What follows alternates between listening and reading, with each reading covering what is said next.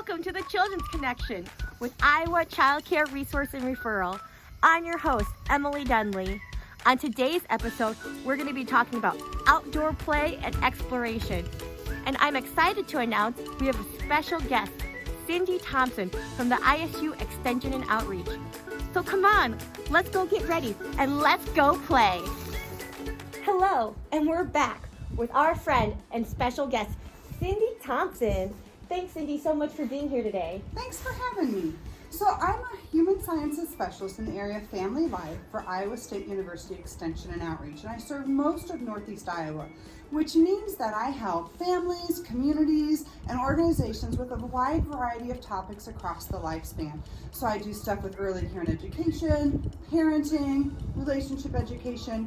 We do a lot with stress, and we also have programs especially for our older Iowans, so topics related to caregiving and also Parkinson's disease.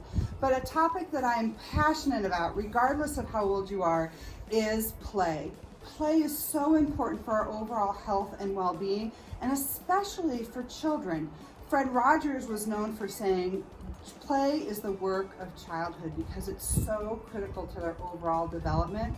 So when children move while they're playing, whether it's small movement or big movements, they're learning physically.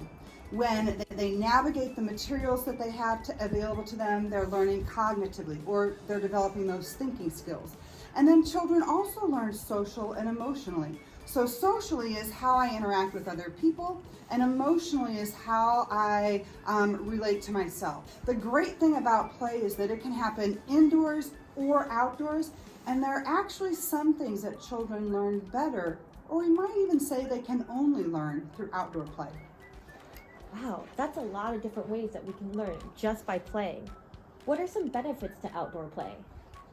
Well, we are so fortunate that here in the Midwest that we can experience all 4 seasons. We have lots of different opportunities to learn and play throughout the different seasons. So it sounds like outdoor play is important even in winter. What are some important safety tips that you might have?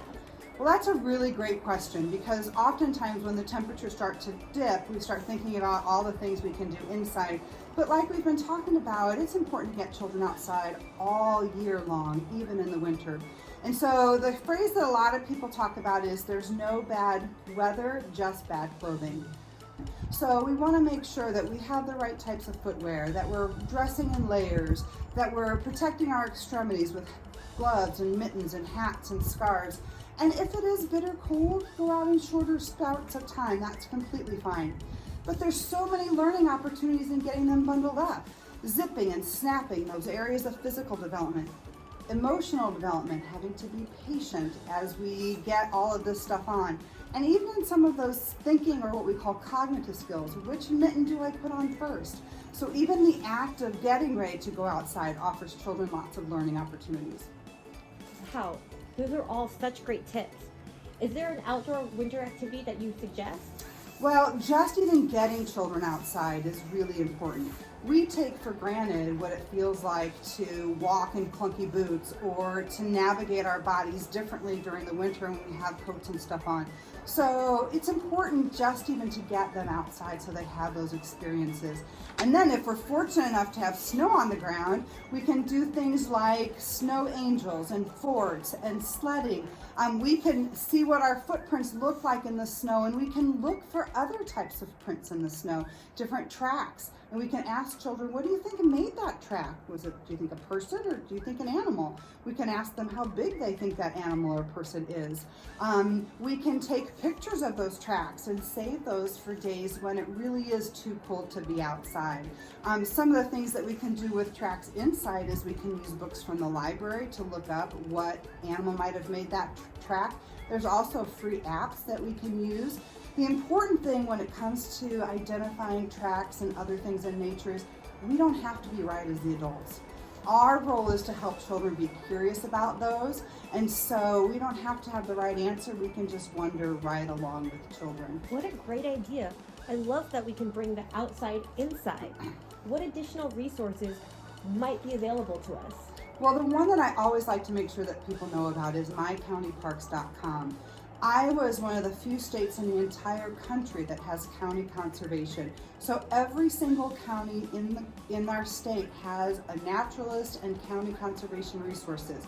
Some naturalists can come into early childhood programs and do activities, or you can take children there.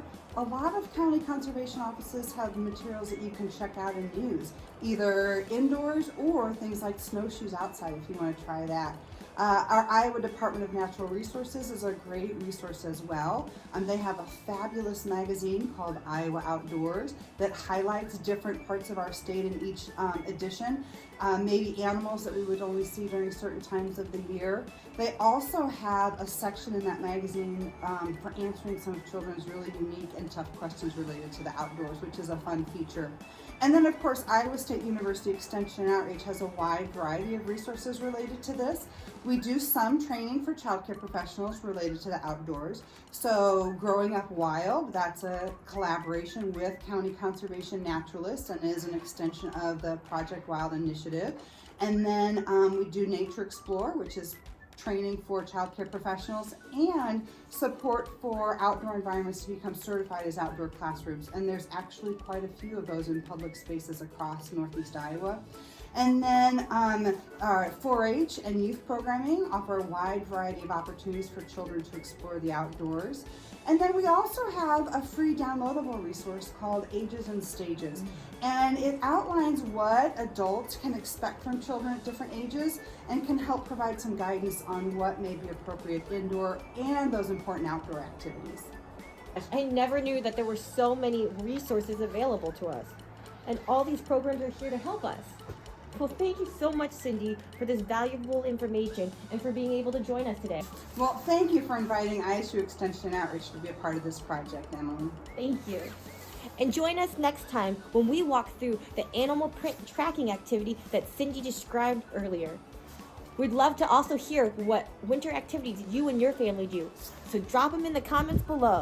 And remember, together we will play and explore.